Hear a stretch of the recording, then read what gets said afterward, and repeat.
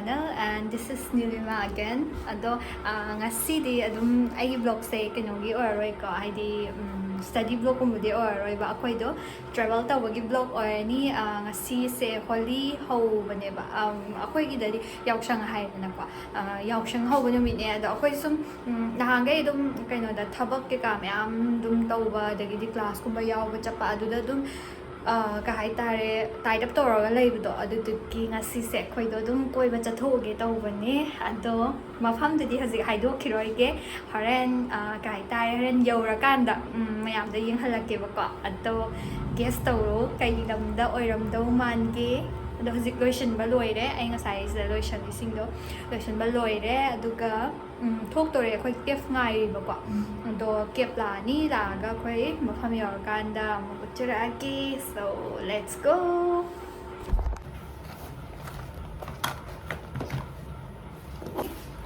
Okay, kung taas mo tour ni, sisi mo. At ito ka, yare.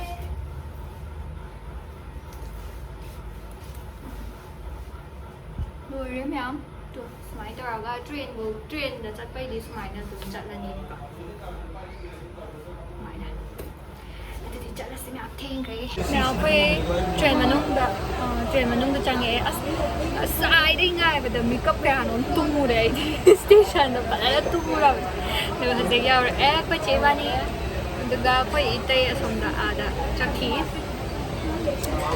cái đó cái mà màng sai dẹp full level quá vậy là thùng long gì mà phải chậm chán tải đi thằng là à đó hà bà mà nó tụt ai cái mà phải là charging point này đó ai đi charging point xem important đi bà quá à đó nó si important là nó si phải si tham gia mi si mà phải tay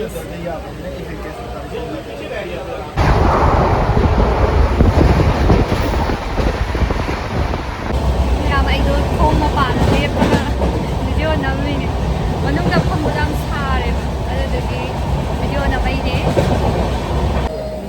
cup noodles star doing it star gì được star mấy con star yên thông với star rồi star cầm star rồi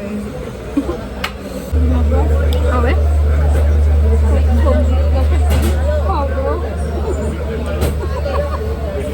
ไม่ถือจะวิดีโอน้ำนี้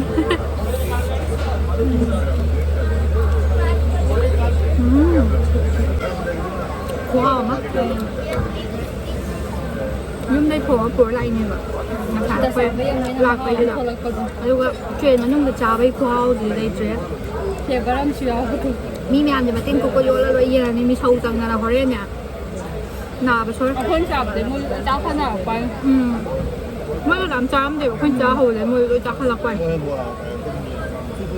มันจะสิโบราณดูกับตันอากาศแบบเอาdầu tôi đây mày à dầu cái tôi đây có chế cái gì nữa sẽ có một件 store của đây để không bông được sẽ làm bên ngoài phải là nhắm na đến này để phân biệt là gì dầu cái tôi đây dầu tôi đây cái đầu ba nó mà rồi tôi cái tôi đi có qua đi dầu đây quay ăn video rồi sau đó phân dầu đây quay gì cả là vấn đềจะเซ่ไม่มีอันจิเลยก็เอเรนไว้น่ะนำมาเอาไปโฮเทลอยู่เลยสิโฮเทลสุดเนี่ยมาใช้มามิ่งดูกันอยู่บ่ไปโฮเทลนึงอ๋อคุณดันได้ปะสิสุดเนี่ยยามหน่วยต้องมาเลยคุยสิเลยดูโฮเทลตัวสตอรี่กันอ๋อสุดเนี่ยคุยเลยดูเซ่ยามไม่กันหนูสุดเลยสุดอิตาลีนสุดจ้าบมเลย글씨다 장아가 통화한 거 꽁함들 시다니까 mayam moi si mathakta loina no thelaga lai to mai mafam mayam da golden temple ka mayam sing si mayam se loi thela lai re koina chattoi mayam se akai hotel gi room na ngari asida daga hazik kana tawra toin พอท่าไอ้งั้นซี่ดิจังเงก็พอท่าเรนดูยังพัฒน์ตัวได้ก็ไม่อันไทยมาสิเด้อพัฒน์จ้ามาคุยรุ่มอยู่แล้วสิสิเด้อ Sisi ako'y room ne, mo sa pira ine. Tungang tuway trabaho. Ako'y sa changan ni may Zeke ay room tour taurage ko. Ready? 1, 2, 3 may talo. 통한 자로 아이 똑똑 틸라게 누가 한도라게 아무까 뭐 곡다기. Okay, 1, 2, 3. Tang trang. This is our room, guys. Oh my god, we have mirror here. Wow. I do ay saksi yadre. I'm lost. Yadre ay kire. Do 통한 잔기 미나모. This is so great. And here's the washroom. Washroom, is it good? Yeah, it's good. Aduga, sidana, koigi bathroom. Sina aigi pamung machas na aigi pamung adoba sina moigi. Yaw nunga eh, siti ay usi koi pothar ni koi hum ko. Sina koigi entrance to ni koigi room gi. Mayam, yaw ray. Ayaw. Ako yung room na yaw ray. Di kumau na ba? Balcony ko pa yata ba? Oo. Okay. Mayam music pothara ni ang na. Sa iruga cha tarak tari makala. Ko chegi di para ta cha gre egiti kulcha cha doine. Kulcha or kulche. Domano mal. Sisa cha tụi nè si first ay hack Amritsar hack Europa si hana sage na khallaga lakhra hai tare adigi sa tụi nè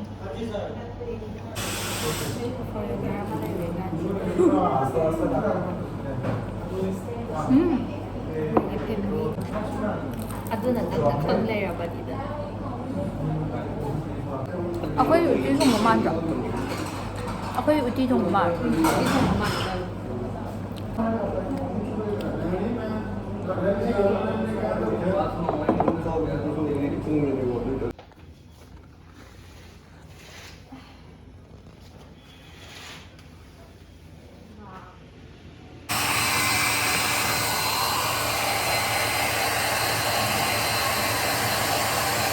Guys, I'm all set now. Some designer cannot be girl to very happy because ano curtis set pine kuti full udre full am kana mate do ai sana te ka sige duga say to sige sana je sige ne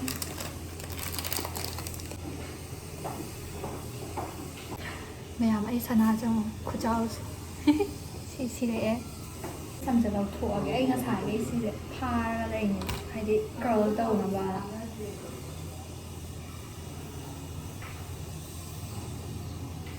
Beauty sign na tana wata.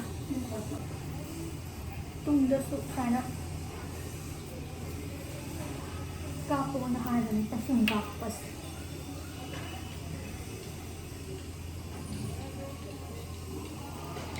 That's it. And we are all set. Loire. Ay fee. Oh, ay fee la kia. Fee je am chao wala ko mai na. Indoy na siya. Pin ba hay ti si phi jam chao ba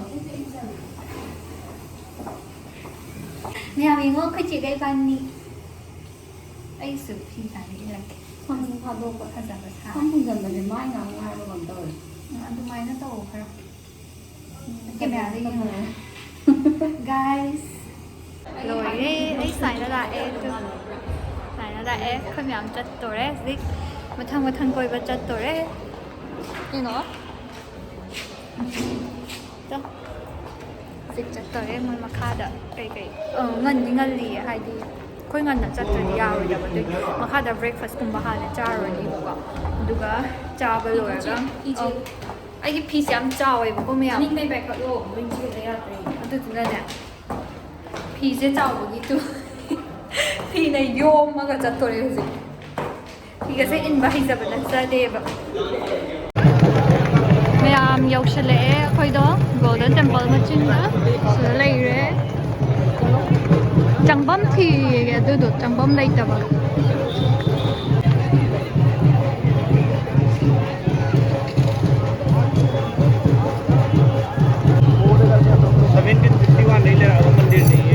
wow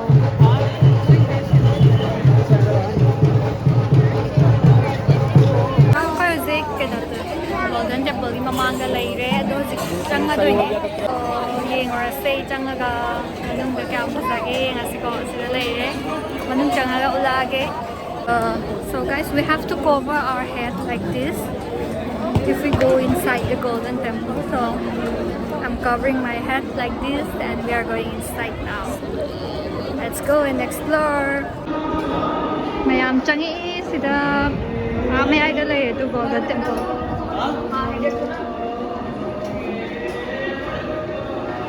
Wow.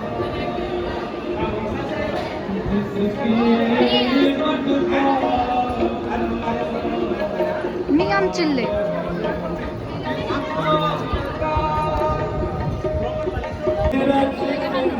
Mayam slay. Golden temple slay.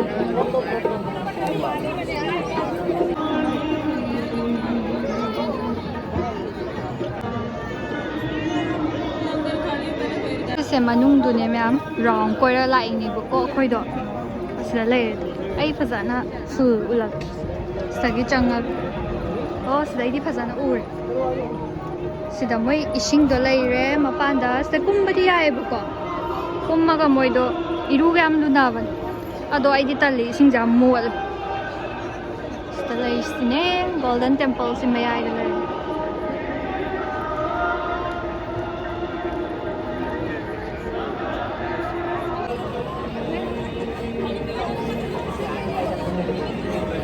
Zek amuka noibani ka ke yam sai adu ren mai ka thalak pani evening timing do aduda amuk la ke kam sai do sida lai re to ko je bani photo nam doi ne haji akoi sida gi kaino log doi ne moi gi kaino mami se siropa and pini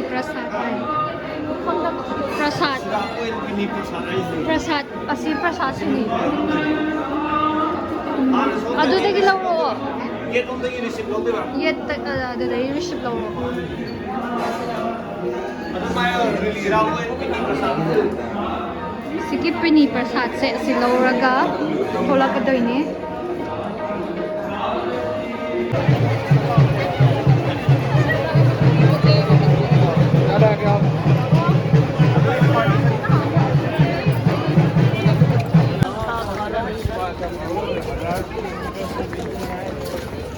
May market mayam ama oren phamaga yoli adu phajaba jaba mayam yawe oren oina changaga ulake mayam hojikti koibo oina chathige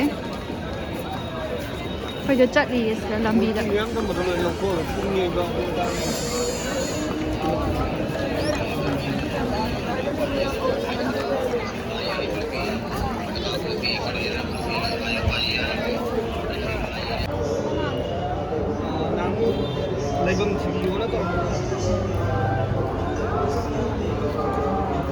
akoy do sum akoy ba surrounding da sum yengaga chatini khongna moi gi kaino myam yola tosta kay ba no kurti set to dumai na mayam ai Michelin sabak pani na ne ya dre tu na sanda sub sale akoy do khongna chati ba am phajade mo mafam se lambi se am phajadra khoi manung da changbagi asida changi khonga changi ba kwa ado hzik yeng rasim yam mathang so excited oire oh partition da asagi changduni so we'll go and let's see. It's my first time in Punjab, so I feel so excited to explore all these things. Let's go and see.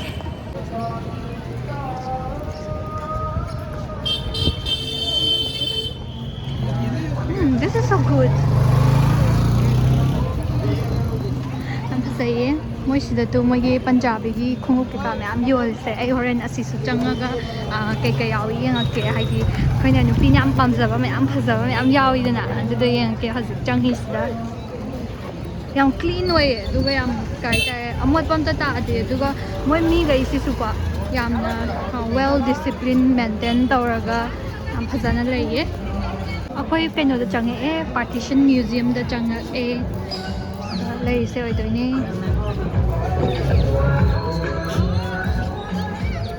sathai to Partition Museum.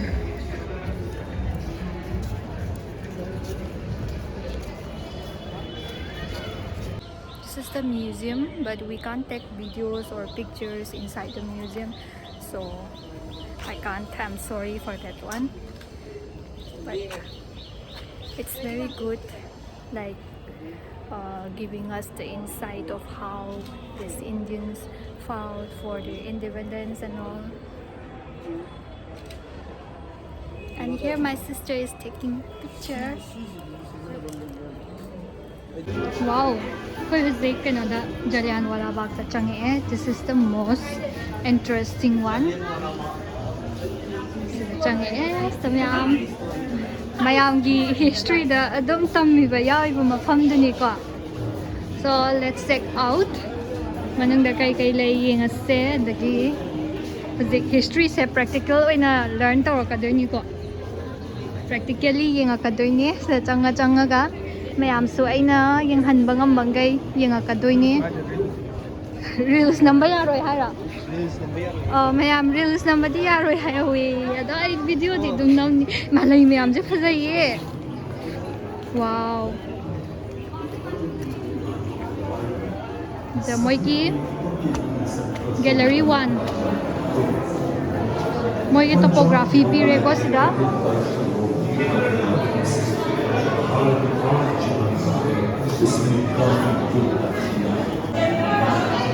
dosi se adosi ki moi formation se Harappan civilization gi the same gi ba citadel ka ha do adu mandro yengone thadi thai dosta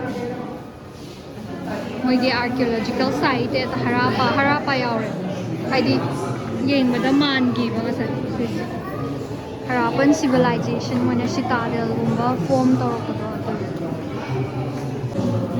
mayam sis da loina lay to kaina gi leader mayam do taga lalarat padai leire dagi Birsa Munda mayam na history da yam kano to famous story mi ga yaktani ko Rabindranath Tagore leire Mahatma Gandhi leire Jawaharlal Nehru adagi di kaino Sarojini Naidu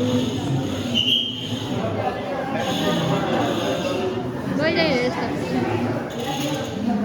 the Sukan Bipin Chandrapal. So, this na Thai na moy disturb yam to. This de moy na Thai na nong may copy ba kot ki ba do kamay na copy kot liya ba adu do ki kano demo ne moy na utis se.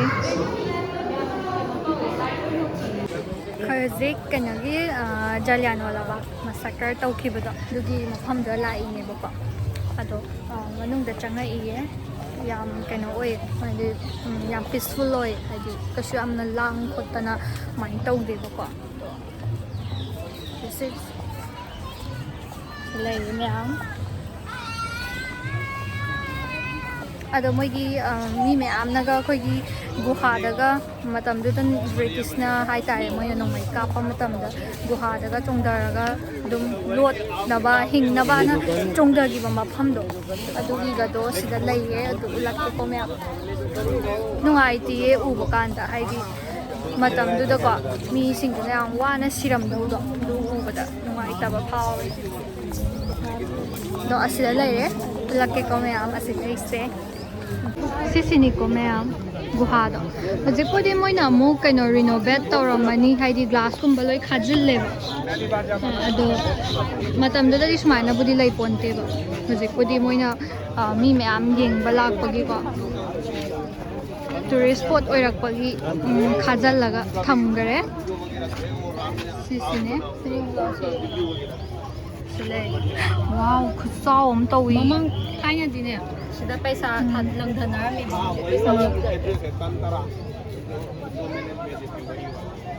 Manung do ni sis. Khusao am tawra. Khwa manung sa. Background de isa yam nushi ba. Sida yum maram daw mal. Mi gi mayum ni ko. Tu sida na bullet holes kay duni. Haidi matamdula mo na nung may kapsalak pa mayam do. Dugi kapagpagi bullet holes kay duni sida utlaga thamise. Nuaiti. Moina siram daw do sida wana wana. Sisine bullet holes kay do. Aya miyam fazayin do tas miyam zengo. Wow, nay miyam zeng fazay. Fazayam. Ado akoy huzik atopa mafam amada mo. Chatoy ito na. Huzik. Silagi among to age tuga mafam atopa amada among ula age.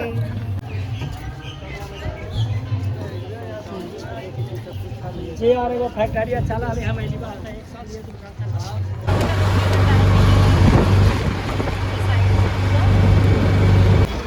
मैं कोई पाकिस्तान दा London दौरे तो India Pakistan border ये हो रहे ये कोई पाकिस्तान लंदन दौरा बने मैं ये नसे को कोई चंगी हुए लगी चेक कतारगा चंग दोइने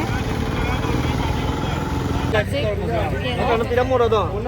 ka से पाकिस्तान चंग दौरा बने बॉर्डर ये हो रहे बैग के काम में से पीरम मिनी है चेक तो आई सिंबा बैग मचादी पुबया बने बा बैग अचौबदी पुसन बया दा बने अदो कैमरा गुंबा सुदुम पुसन बया बने नो कोई स्टा चेक तो बैग के काम पीरी नहीं नो थैंक्स सिर्फ इंडिया वाला दिखाई दे रहा है उन लोगों के साइड का फ्लैग नहीं है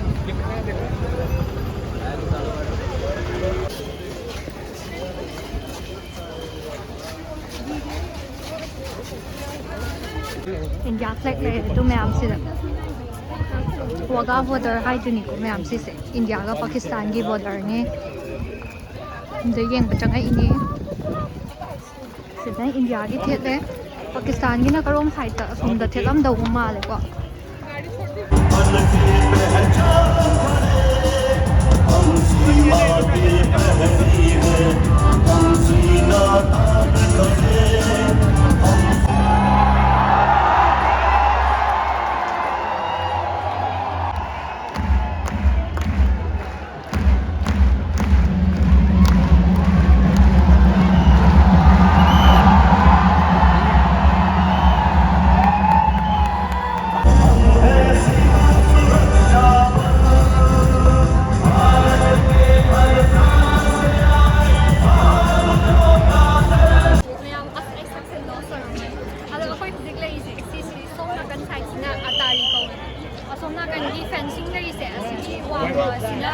Wagha kawai sometimes na Pakistan ini sometimes na India ini mo ani di border line India and Pakistan border line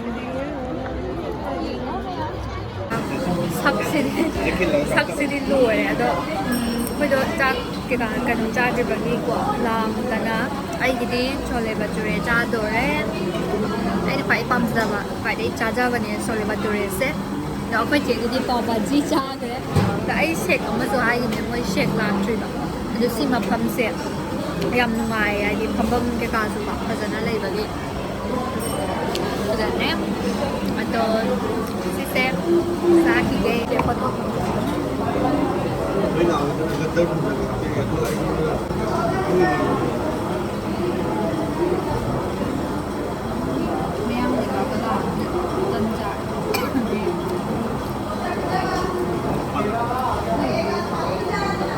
ai xí sẽ lấy đây nè phải cây và xí cái nồi cây câu gẹ ama hồi cái mình làm xin là ba hát ta ba jealous people đây cái ngáp không là vấn đề cái là hai vậy đó ada đó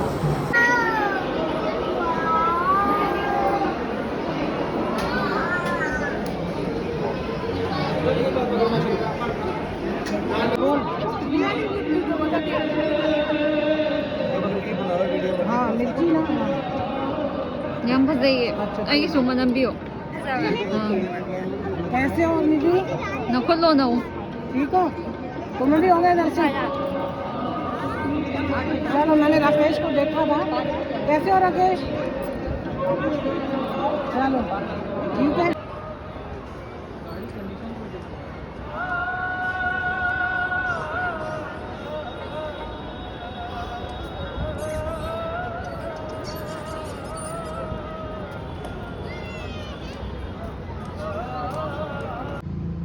ꯃꯌꯥꯝ ꯑꯩꯈꯣꯏ ꯅꯍꯥꯟꯈꯩ ꯂꯩꯗꯣ ꯁꯤꯗꯅꯦ ꯕꯕꯥ ꯀꯨꯟꯗꯟ ꯁꯤꯡꯖꯤ ꯁꯉꯥꯅꯤꯋꯥꯁ ꯍꯥꯏꯁꯦ ꯑꯗꯣ ꯍꯟꯗꯣꯔꯦ ꯑꯩꯈꯣꯏ ꯍꯧꯖꯤꯛ ꯌꯨꯝꯗ ꯃꯣꯔꯅꯤꯡꯒꯤ ꯄꯨꯡ 4:30 ꯁꯨꯃꯥꯏꯅ ꯇꯥꯔꯦ ꯑꯩꯈꯣꯏꯒꯤ ꯀꯦꯐ ꯂꯥꯛꯄ ꯉꯥꯏꯔꯤ